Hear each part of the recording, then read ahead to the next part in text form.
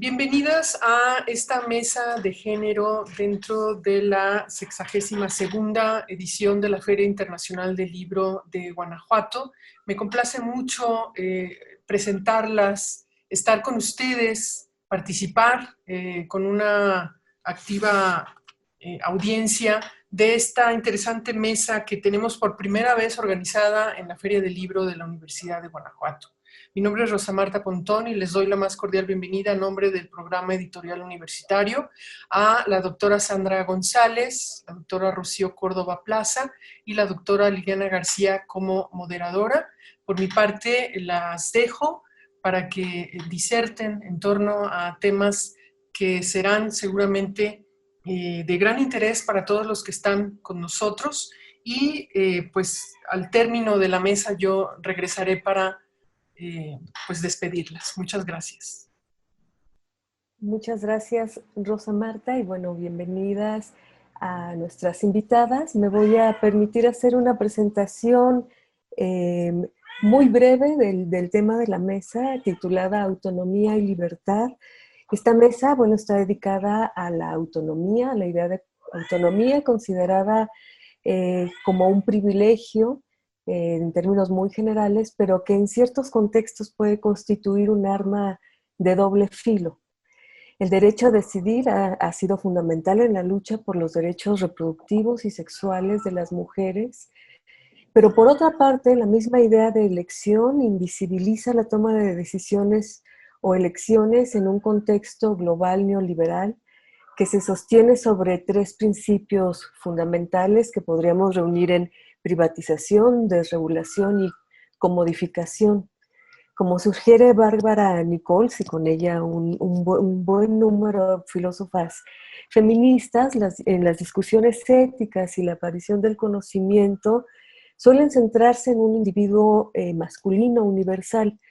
La autonomía y la justicia son entendidos tradicionalmente como principios de dicho individuo, y esta mesa sobre género y autonomía es un espacio de reflexión que se pregunta si la autonomía funciona de la misma manera para las subjetividades femeninas y de manera particular cuando las mujeres debemos tomar decisiones en contextos complejos, en los que se ejercen relaciones de poder, tales como la donación de óvulos, la maternidad subrogada, la prostitución, etc.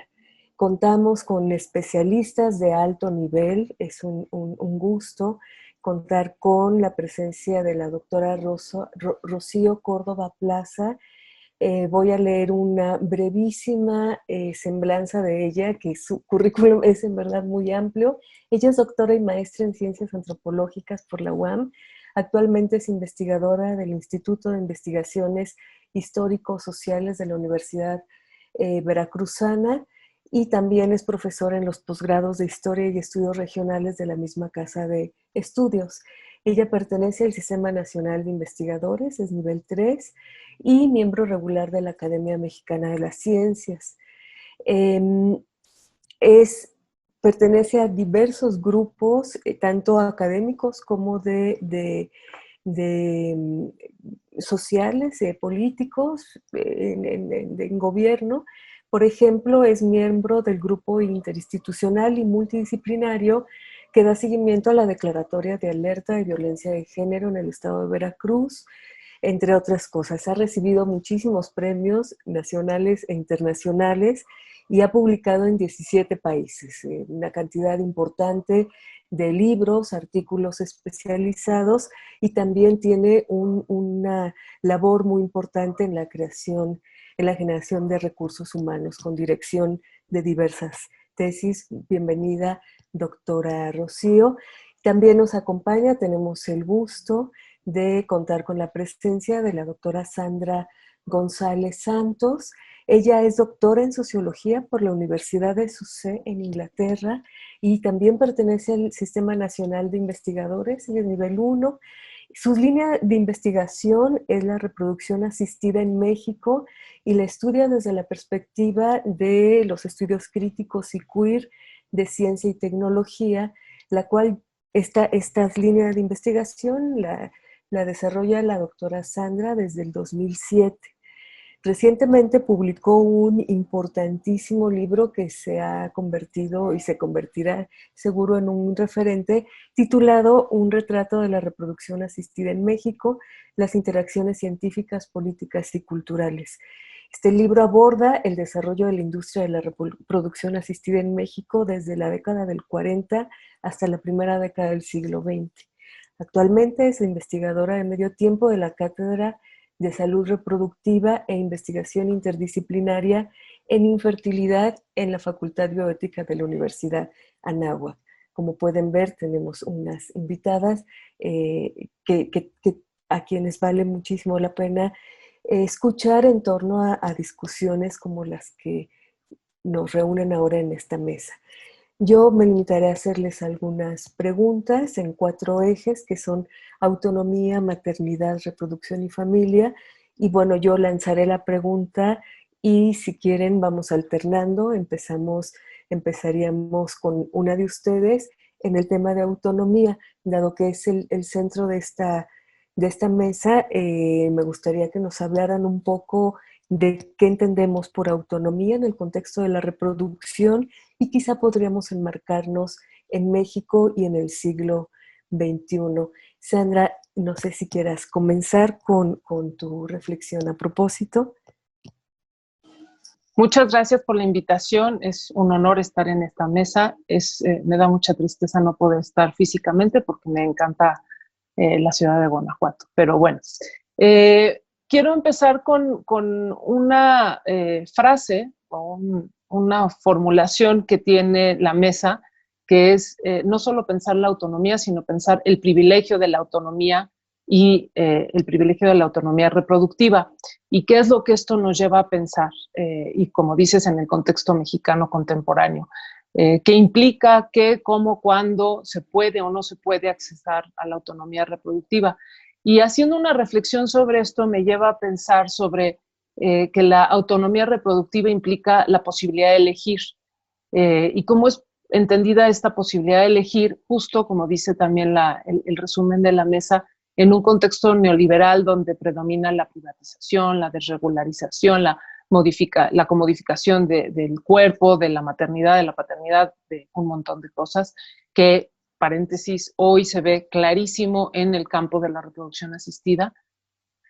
Cómo todo esto tiene un énfasis en un tipo de individuo, en una conceptualización de quién es el individuo, y como también dice la mesa, es en un individuo masculino universal, pero no nada más es en un individuo, sino también es en un sistema sociopolítico, cultural y económico que también a su vez es considerado como universal. Entonces, ¿qué otras formas de elección podrían configurarse? Esa sería más que una respuesta, una pregunta que haría yo, que vale la pena pensar.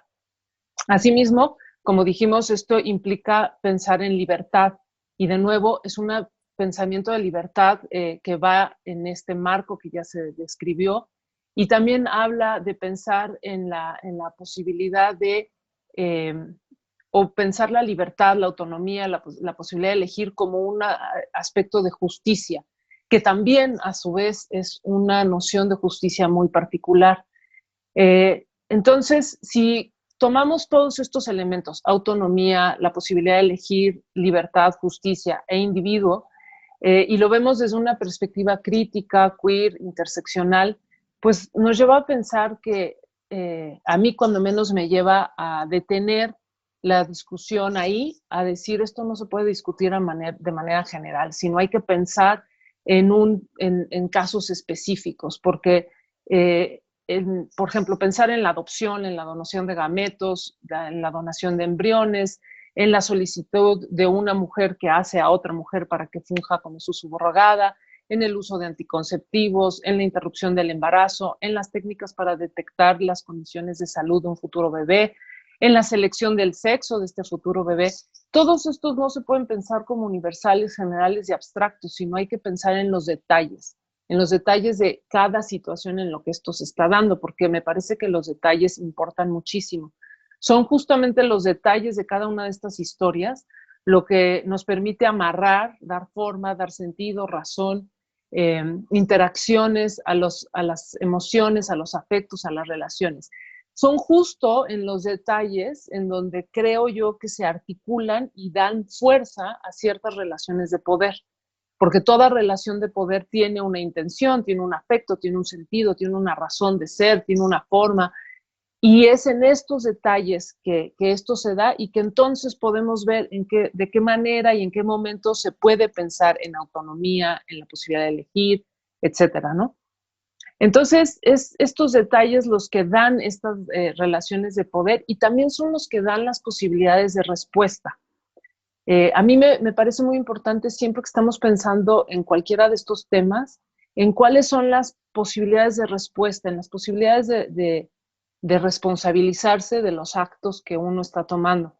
Y esto caminando de vuelta en esta discusión, me lleva a pensar si son decisiones individuales o si deberían de ser decisiones más colectivas y qué pasa con esas colectividades y quiénes deberían de estar metidos en esas colectividades.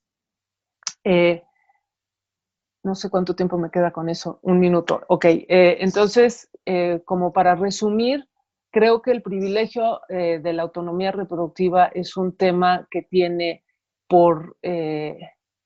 que implica pensar en las posibilidades de elección, en lo que implica la libertad, lo que implica el individuo y lo que implica la justicia.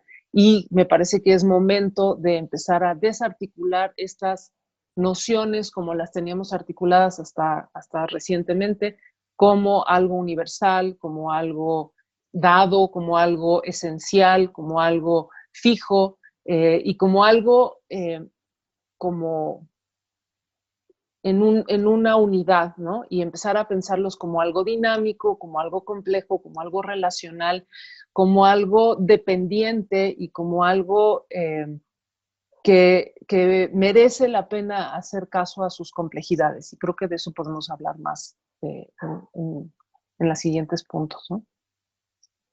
Gracias. Rocío. Muy interesante esto que comenta Sandra. Bueno, en principio quiero agradecer muchísimo la invitación a participar en esta mesa, a la Universidad de Guanajuato, por supuesto a Rosa Marta Pontón, a mi compañera de mesa, la doctora Sandra, y por supuesto a la doctora Liliana que está moderando. Cuando me invitaron y escuché el nombre de la mesa, pues inmediatamente me trasladé a ver cómo podíamos abordar esta idea de autonomía y conectando con lo que dice Sandra, pues, y revisando un poco lo que dice Kant al respecto, porque es como uno de los filósofos que hace gran hincapié en esto. Digamos, sabemos que Spinoza, que Hegel, que varios hablaron, bueno, Hegel fue después, pero varios filósofos hablaron de esta idea de libertad como la básica en el ser humano. Pero en el caso de Kant, que hace una diferenciación entre autonomía universal general para todos los seres humanos, como se hacía antes de él reflexiona más bien sobre si estamos en contextos diferenciados, qué es lo que nos lleva, pues sí, la libertad, pues sí, esta autonomía, esta justicia, pero él centra su idea de autonomía en la moral. Cualquier decisión individual que tomemos tiene que estar basada en la moral, en la ética.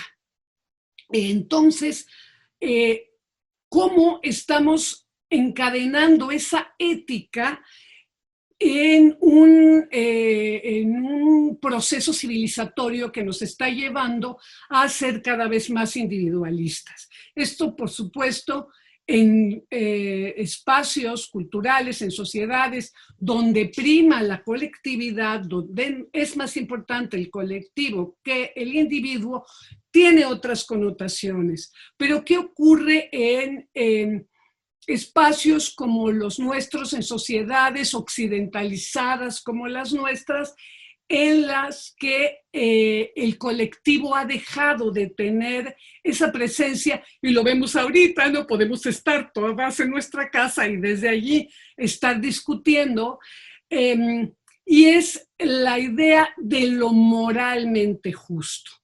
Y por supuesto esto se está uniendo a la idea de que si no, si el individuo es él o la guía de su propia moral, de su propia ética para decidir qué es lo bueno y qué es lo malo, entonces lo vemos, por ejemplo, con estas cuestiones como el mercado, ¿no? El mercado tiene su propia lógica, no es malo ni es bueno, pero se va regulando por sí mismo sin la intervención de otros entes. Y esto a lo que nos lleva es a considerar todo como una mercancía, a esta comodificación de todos los espacios humanos, que serán regulados por los individuos a partir de su propia ética. Voy bien, me falta, ya me comí mi tiempo, entonces... ¿qué ocurre? Los ideales de la Ilustración, esta libertad que nos permite elegir, van en función de lo racional y lo éticamente correcto. Entonces, en teoría, sabemos, por ejemplo, la teoría de los juegos, cómo define estas elecciones que hacen los individuos a partir de apuestas racionales, ¿no? Y estas apuestas son racionales, son éticas y están dominadas por la libertad de cada individuo para hacer no solamente una apuesta correcta, sino aquella que no le dañe. Venimos como de un momento, de una gran trayectoria que nos está conduciendo a que todo se mercantiliza, todo debe tener poca regulación por parte de los estados. De hecho, el deseo o la tendencia es a que los estados no participen de esta toma de decisión, no tengan injerencia y, bueno, permitan a los individuos hacer lo que creen que es correcto. Esto tiene directas implicaciones en el ámbito de la reproducción, pero creo que ahora sí ya me agoté mi tiempo. Bueno, muchísimas gracias. Es una lástima que tengamos el tiempo reducido, pero bueno, así es siempre, ¿no? Si les parece bien, pasamos al siguiente eje de maternidad y, bueno, en el contexto mexicano, pero también en diálogo con otros contextos, ¿nos podrían decir, a reflexionar en torno a qué es y cómo se practica y qué se entiende por maternidad en este siglo? Sandra. O Rocío, sí, ya que tienes tu micrófono abierto. Bueno, muy bien. Aquí lo que me gustaría mencionar previo a esto específico que en la actualidad entenderíamos por maternidad, que no es lo mismo lo que se entendería hace 50 años, 70 años, pensemos un poco, por ejemplo, en la época de oro del cine nacional y estas películas de Sara García y Amarga López y todo este asunto, cómo se vivía esta maternidad, cómo se vivían los pasos para llegar a la maternidad y cómo se vive ahora. Entonces, creo que tenemos que estar muy atentas a eso que Foucault define como episteme. ¿Cuál es el abanico de experiencias posibles que tenemos en este momento y en este lugar y con las y los actores que estamos conviviendo?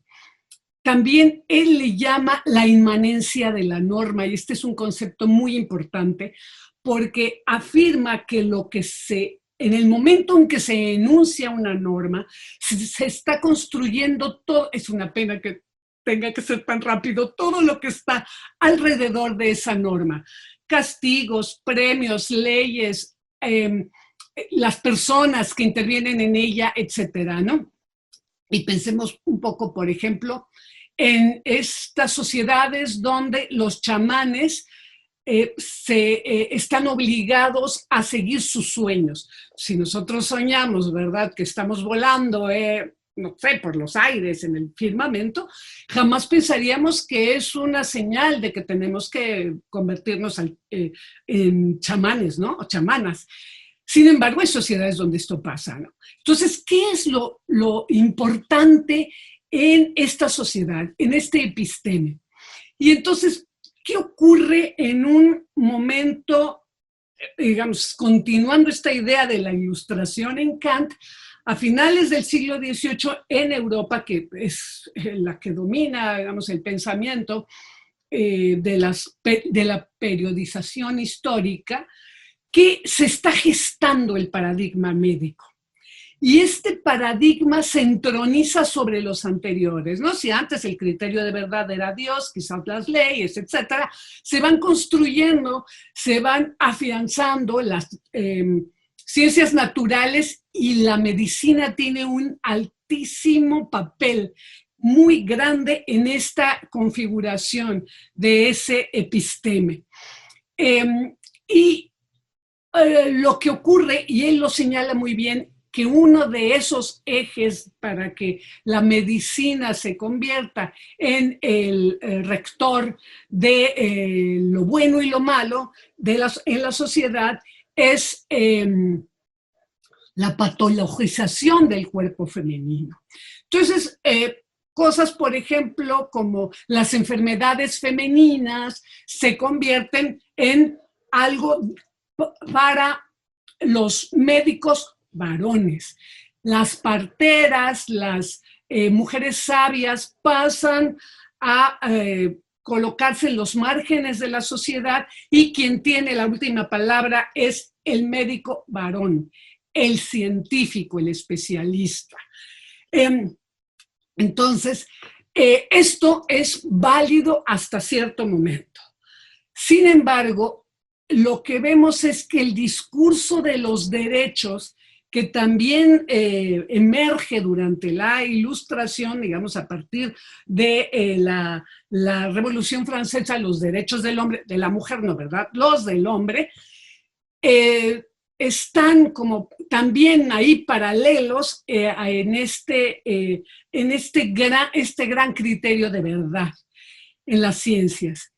Entonces, lo que vemos es que hay una disputa entre en la actualidad sobre todo, y con la pandemia es evidentísimo, como por un lado tenemos el criterio médico, que había estado perdiendo valor a finales del siglo pasado para volver al discurso jurídico como quien está rigiendo nuestras vidas, o ese código que rige nuestras vidas, y con la pandemia se retoma el discurso médico como el eje central.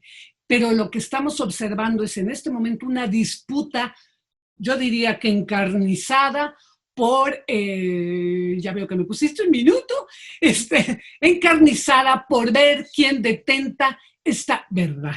Y bueno, seguiré en mi próxima participación. Gracias. Gracias, me pena mucho, pero bueno, Sandra, sí.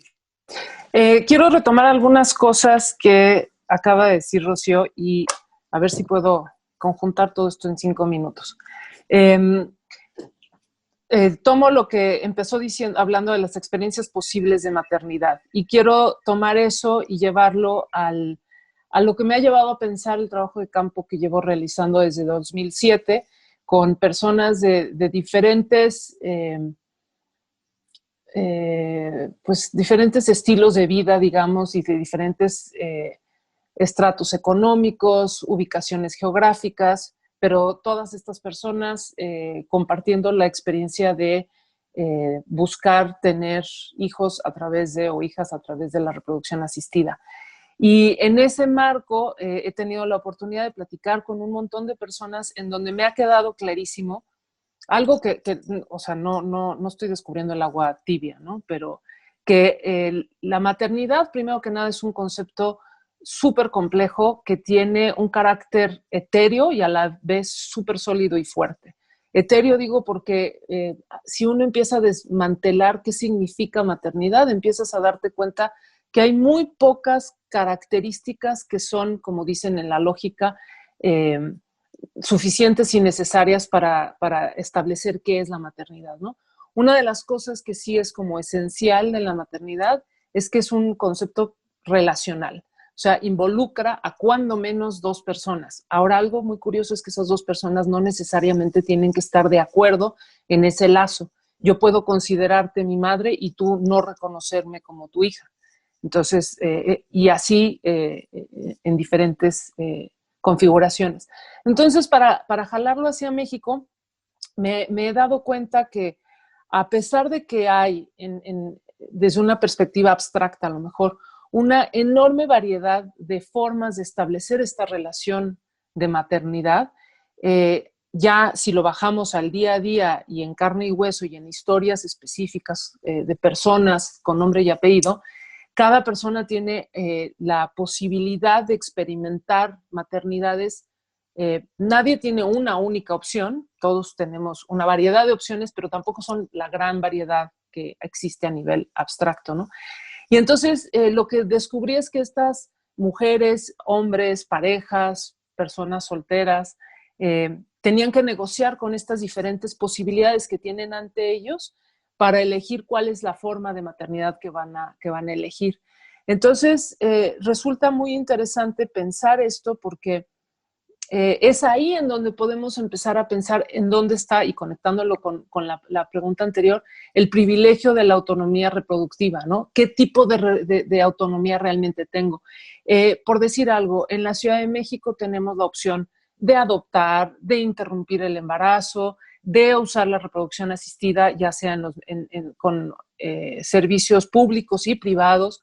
Pero eso no significa, a pesar de que están ahí aparentemente estas opciones, eso no significa que yo como individuo, yo, Sandra González, tenga realmente acceso a todos esos, ¿no? Porque involucra, y ahí es en donde se empieza a desmantelar también esta idea de que es el individuo quien decide, involucran un montón de cosas. En más de una ocasión estaba yo sentada en la clínica con una mujer enfrente, en lágrimas porque el tratamiento a lo mejor no había funcionado, y ella misma diciendo, es que por mí yo adoptaba, pero no puedo adoptar porque mi suegro no me lo permite, porque mi madre no me lo permite, porque mi esposo no me lo permite, porque creo que yo no soy una buena candidata, el sistema de adopción no me va a dar permiso de adoptar, ¿no? Y empiezas a ver todas estas articulaciones y cómo las decisiones que acaban tomando no son ni siquiera porque crean que esa es la mejor opción, sino porque esa es la opción que les es más, voy a usar términos económicos, aunque no estoy hablando de dinero, sino estoy hablando más bien de afectos. Es la que más eficiente, la que menos costos tiene, la que más opciones hay, ¿no? Entonces, en ese sentido, creo que vale la pena hacer como una reflexión sobre qué significa maternidad. En alguna de las preguntas que circularon cuando estábamos organizando la mesa alguien decía, ¿qué prácticas consideras que se pueden llevar a cabo para desmitificar y desidealizar a la maternidad?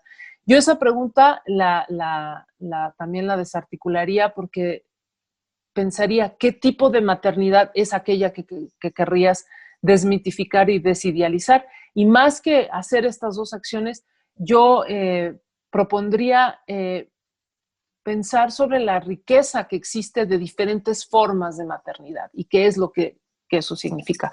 Y con eso me quedo por ahorita. Muchas gracias. Bueno, pasamos al siguiente eje, que es reproducción. Y bueno, aquí una vez más, si nos pueden hablar sobre qué es reproducción y cómo ha cambiado lo que esto es y puede ser. Si les parece, iniciamos con Sandra, ya que... Bueno, eso me da chance de seguir sumando a esto, ¿no? Porque la reproducción también es la manera, es como la fórmula de default que tenemos, el inmediato para pensar en cómo se es madre, cómo se es padre, cómo se hace familia, a través de la reproducción. Pero hay una variedad mucho más amplia y vale la pena también, ya que estamos discutiendo sobre quién es individuo y cómo el sistema sociopolítico y económico en el que vivimos. Recordar que todas estas discusiones no hay que dejarlas tampoco nada más centradas en el ser humano, ¿no? Si volteamos a ver a otros animales, ahí podemos encontrar que también estos otros animales tienen una variedad de formas de pensar la maternidad, de efectuar la maternidad, la paternidad, las familias y por ende también la reproducción, ¿no? Hace poco vi un documental en donde hablaban de un gato, una gata, que adoptó a un montón de patitos que acababan de nacer y los patitos estaban amamantándose. Yo sé que esto suena totalmente contradictorio a la manera en la que nos han hecho pensar sobre los reinos y las especies y las relaciones, ¿no? Un pato no es mamífero, no se amamanta. Pues estos patos estaban siendo cuidados por esta gata y como lo que tuvieron ahí, bueno, no sé por qué acabaron amamantándose de la gata, ¿no? Este ejemplo me gusta para pensar porque nos quita la necesidad de siempre pensar en las relaciones biológicas, ¿no? Entonces, la reproducción como una necesidad biológica. Bueno, hay otras formas de reproducirse, hay otras formas de ser madre, hay otras formas de ser padre, hay otras formas de ser familia que no necesariamente son biológicas y que de todas maneras estamos reproduciendo nuestros ideales, reproduciendo nuestra moral, para retomar también algo que decía Rocío hace rato, para reproducir nuestros sueños, para reproducir nuestras costumbres, nuestras tradiciones. No nada más es una reproducción biológica la que tenemos que estar pensando. No sé cuánto tiempo me queda, pero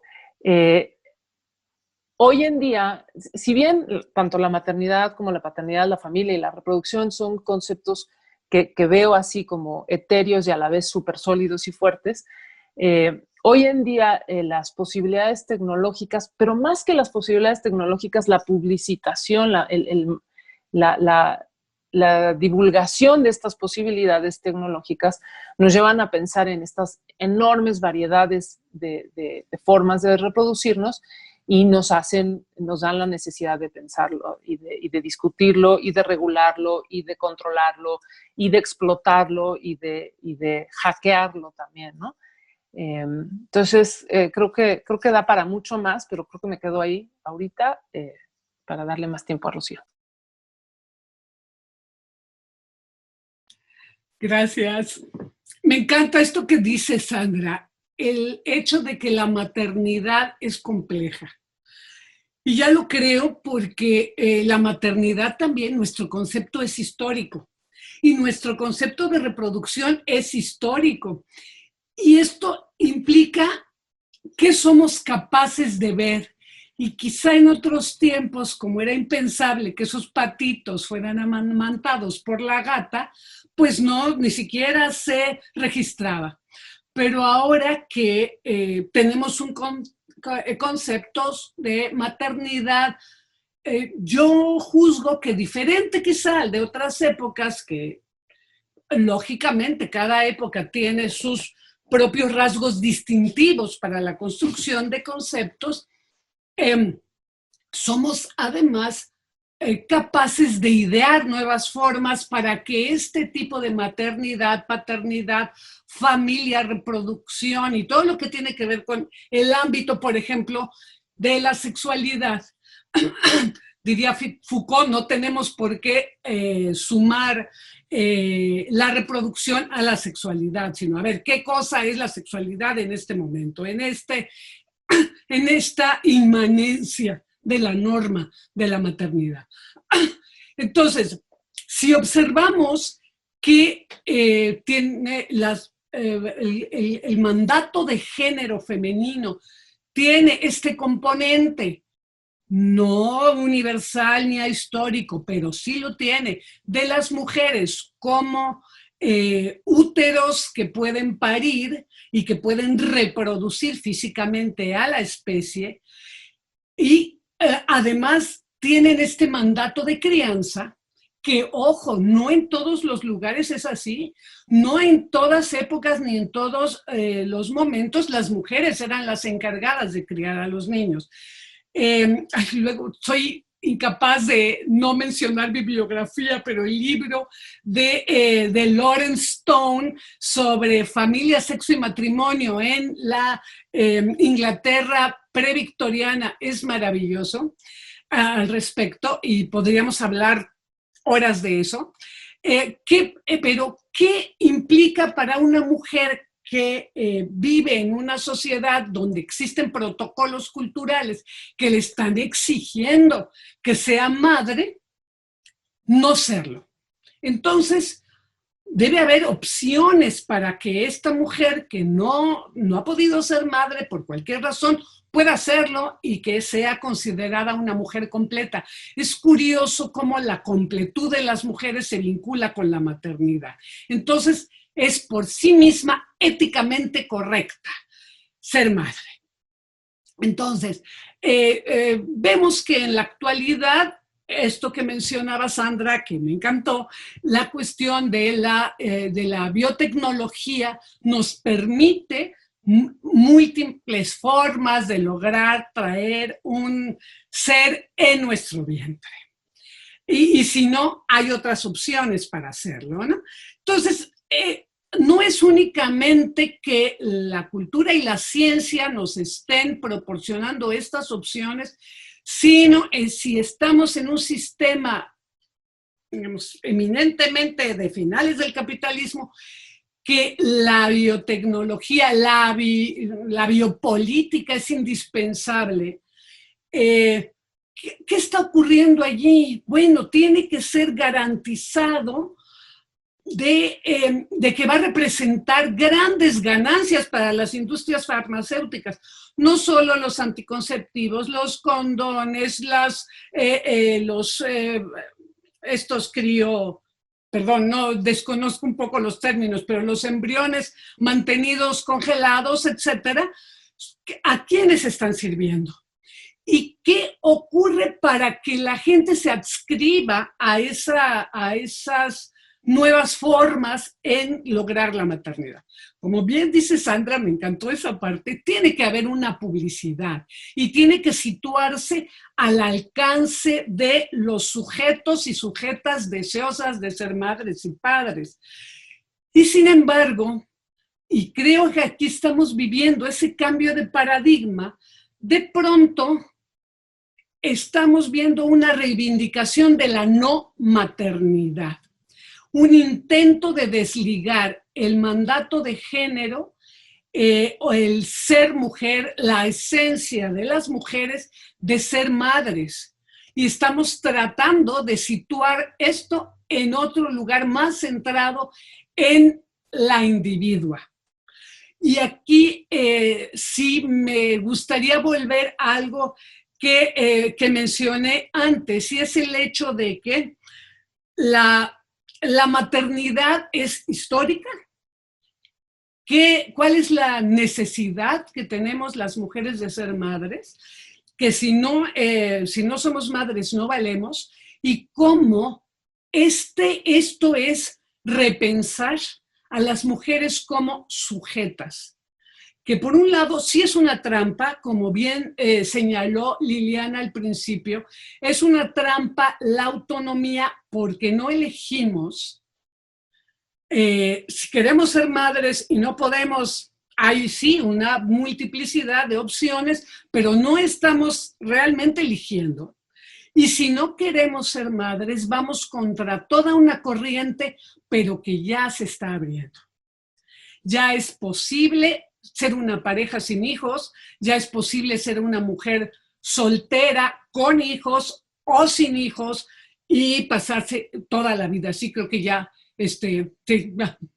ahí lo dejo. Gracias. Bueno, nada más para no dejar fuera, aunque ya se ha estado tratando el asunto, el tema de la familia y que han estado insistiendo en esta idea de que es histórico, no tenemos estas reproducción, maternidad como algo fijo. Quisiera quizá que nos hablaran un poco el concepto y modelo de familia, quizá hablando en estos términos, siguiendo el hilo y también un poco alguna reflexión, no nos queda mucho tiempo ya, pero en el contexto del COVID, si les parece. Rocío y después Sandra. Sí. Avísame con tiempo, Liliana, por favor. Bueno, ¿qué está ocurriendo en estos momentos de pandemia? Y mencionaba que vemos esta disputa, ¿no?, entre lo que son los derechos y lo que son la buena salud, lo saludable. Y más bien, esto lo que nos está llevando es a una ceguera de lo que está ocurriendo en un ámbito aparentemente privado, porque la lucha por los derechos nos está haciendo que emerjan ámbitos antes considerados privados, como pues el aborto. Hay un texto magnífico que habla sobre el aborto en el siglo XV, en la historia de las mujeres, no recuerdo ahorita el autor, pero el aborto, el infanticidio, la violencia contra infantes y de género. Yo recuerdo que mis padres contaban que en la escuela los hincaban, mi papá contaba eso en granos de maíz, porque la letra pues con sangre entraba, ¿no? Cosa que ahora es impensable.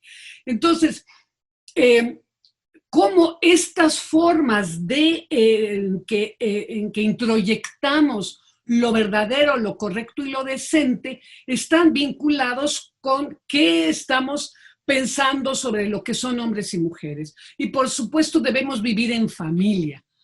Y la idea de que la familia nuclear es, vamos, el sumum, la máxima expresión, por un lado, de la modernidad, pero pensaremos, por ejemplo, en antropólogos como Lévi-Strauss, que reclamaban en un libro maravilloso del 74, en fin, cómo también la familia nuclear estaba presente en muchas sociedades y además era tan antigua y no como tan moderna como pensamos. ¿A dónde nos está llevando esta familia nuclear en tiempos de COVID? Justo a que emerjan todas las contradicciones de lo que implica la familia nuclear en este momento. Es muy común, bueno, no sé en realidad qué tan común, pero tengo muchos casos a mi alrededor, 6, 7, en los que ya se habían separado el padre y la madre, y el hombre regresa a vivir a la casa porque quiere ver a sus hijos. Y como la madre no le va a permitir verlos, si vive en otro lugar con otra pareja, si ve a su padre y a su madre, etcétera, entonces, ¿qué ocurre? Para ahorrar, además, el hombre regresa a vivir a la casa de la mujer con sus hijos, y esto es un caos. Pero no se puede, digamos, legislar, y esa violencia ante la magnitud de la pandemia no se ve. O si se ve, no se puede atender desde los instrumentos que habían estado ya siendo desarrollados por el Estado. Yo creo que, y ya para cerrar, que lo que está ocurriendo con la pandemia es que emergen múltiples contradicciones en diferentes ámbitos de la vida social, y que, bueno, tenemos que estar atentos para ver cómo se resuelve esto. Gracias. Hijo, muchas cosas. Quiero retomar, voy a decir dos cosas nada más. La primera es retomar un poquito lo que estaba diciendo Rocío hace rato sobre lo de la criopreservación de embriones, pero sobre todo me parece interesante la criopreservación de gametos. Hay una gran, pues sí, publicidad y mercado que está fraseándose como la preservación de la fertilidad. Congela tus óvulos cuando tienes 20 años para poder postergar tu maternidad y asegurarte que puedas tener hijos, ¿no? Hay dos cosas que me parecen muy interesantes en ese discurso. El primero es el pensar que te van a asegurar el que tengas hijos después porque congelaste. Entonces, una lógica bancaria, además una lógica bancaria que ignora todas las crisis bancarias, en donde tú puedes poner tu dinero, en este caso tus gametos, se congelan y vas a sacar los beneficios años después, ¿no?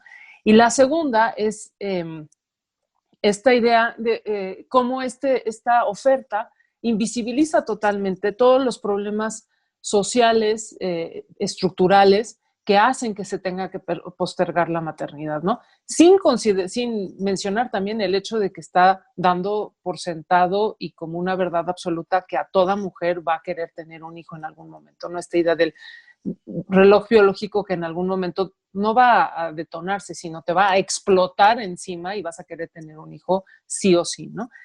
Bueno, ese es un tema. Y el segundo, más enfocado a la noción de familia, a ver si logro resumir esto también. Una de las cosas que también he estado pensando últimamente en base a lo que he podido conversar con personas en mi trabajo de campo es que, ¿qué pasaría? Y esto es una pregunta, provocación, experimento, ¿no? ¿Qué pasaría si dejamos de pensar en la maternidad y también en la paternidad desde la mirada de género? O sea, que solamente las mujeres pueden ser madres y solamente los hombres pueden ser papás. Y empezar a pensar más en estas relaciones desde las dinámicas de afecto, cuidado y poder que conforman esta noción de maternidad y paternidad. Es decir, un hombre puede ser quien tiene las dinámicas de afecto, cuidado, poder, etcétera, que concebimos como maternidad y viceversa, ¿no? Y siguiendo con esta misma línea y provocación, también, ¿qué pasaría si empezamos a restarle importancia al componente biológico de la relación familiar? Y ojo, estoy diciendo restar, no eliminar por completo, sino restarle importancia y subirle a la importancia al componente afectivo y de cuidados. ¿Por qué? ¿Por qué hago esta pregunta, esta sugerencia, esta provocación de estas rearticulaciones? Sobre todo, y esto es la segunda cosa que quiero retomar de lo que estaba diciendo Rocío, el aspecto histórico de cómo entendemos, pero también cómo practicamos todos estos asuntos, ¿no? Asuntos reproductivos, asuntos de familia, de cuidados, etc. Al ver los históricos, hay dos cosas que nos permite ver la mirada histórica. Uno es de dónde vienen estas tradiciones y cómo se fueron constituyendo, pero también nos permite ver una visión a futuro, ¿no? ¿Qué es lo que estas configuraciones permiten hoy y entonces establecen para el mañana?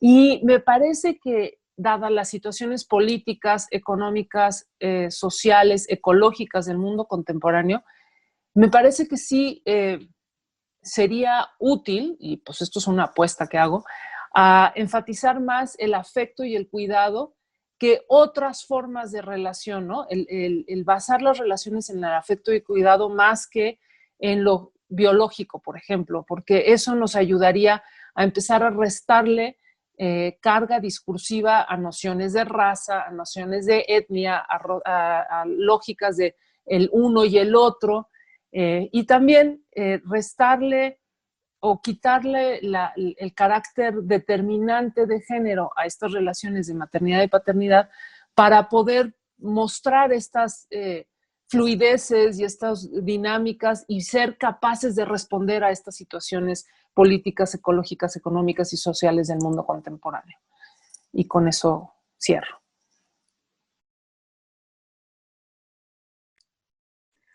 Bueno, pues muchísimas gracias a las dos. Sin duda dejan se quedaron muchas cosas en el tintero y dejan muchas inquietudes en nuestro auditorio. Entonces, pues quizá esas son las mejores discusiones, ¿no? Las que despiertan inquietudes. Y bueno, les agradecemos mucho su presencia. Quizá tenemos por allí un minuto, si quieren ir cerrando. Si quieren tener una idea para cerrar la mesa, alguna de las dos o las dos, Rocío, Sandra. Muy rápidamente, sí concuerdo en que tenemos que quitar esta mirada de género a la maternidad, ¿no? Y más ahora que vemos, por ejemplo, en estos tránsitos de un género, de un sexo a otro, como hay hombres que se embarazan y mujeres que los embarazan, ¿no? Pero también creo que esta es una mirada moderna y la antropología, y estoy haciendo una apología de la antropología, por supuesto, también nos permiten ver cuáles son estas múltiples determinaciones o condicionantes que son el cemento que une a las familias, ¿no? No necesariamente los lazos biológicos, porque lo que nosotros llamamos biología, que en sí mismo es un concepto social. Pero cómo esto depende también de un sistema de creencias que irrumpe en las sociedades y conforma familias incluso unidas por los espíritus de los muertos, por ejemplo, cosa muy común en Nueva Guinea. Entonces, cuestiones como la economía, eso que llama Salvatore Cucchiari la consustanciación. ¿Qué sustancias estamos compartiendo? Y no necesariamente son sustancias biológicas, fisiológicas, ¿no? Entonces, bueno, nada más cerraría diciendo que no hay certezas en este mundo, que lo que creemos que es algo fijo e inmutable realmente no ha sido así en otras épocas y no sabemos cómo será. Y bueno, invitaría a que formularan preguntas y se pusieran a preguntar a sí mismos y sí mismas sobre esto, ¿no? Una reflexión sobre temas tan actuales y candentes nunca está de más. Gracias. Yo nada más quiero subrayar lo que dijo Rocío hace rato sobre las contradicciones que el COVID muestra, ¿no? Hay que, como que esta pandemia, los discursos que oigo a mi alrededor respecto a la pandemia se centran mucho en, esto es una gran oportunidad, ¿no? Para crear cosas nuevas, ¿no? Para diferentes cosas, pero esta frase de es una gran oportunidad. Nunca había oído esto de pensarlo como el espacio de las contradicciones. Y creo que eso a mí me provoca mucho más pensarlo como un espacio en donde se visibilizan las contradicciones, porque creo que estas oportunidades sí, no es que no crea que hay oportunidad de mejora en todo esto, pero me parece más productivo mirar esto de las contradicciones y cómo estas contradicciones para mí las contradicciones tienen una cosa muy peculiar, que es generalmente la contradicción es en los ojos de quien lo mira, ¿no? Pensando en estas que contaba la historia de que regresan, los divorcios se vuelven a juntar para enfrentar esta situación. Lo contradictorio a lo mejor está visto desde afuera, ¿no? Ahí adentro, en esa casa, en esa cocina, hace sentido el tomar esa decisión, ¿no? Entonces, esa también contradicción me parece interesante, cómo hace sentido hacia adentro y cómo parece contradictorio hacia afuera y las tensiones que eso provoca, eso creo que está muy interesante y muy fértil para discutir y para reproducir discusiones. Y muchas gracias a todas. No, gracias a ustedes, a Sandra, Rocío, a ti, Liliana, por esta espléndida mesa. Realmente nos vamos con un sabor de boca espléndido y con pena en el alma porque tenemos que interrumpirla, pero pues con el ánimo de hacer votos porque nos podamos volver a encontrar. Eso es también como una de las frases de la pandemia, ¿no? Porque nos vamos a volver a encontrar, hagamos votos porque podamos vernos otra vez en físico, aquí en Guanajuato, en México, en Veracruz, donde sea, y continuar con esta reflexión que da para muchísimo. No me queda más que despedirlas, agradecerles nuevamente a nombre del programa editorial universitario por haber aceptado a las tres esta invitación. Y pues mucha suerte en lo que sigue, en lo que estamos, y pues la seguimos leyendo y escuchando. Muchas gracias. Hasta luego. Hasta luego. Dios, gracias. Adiós.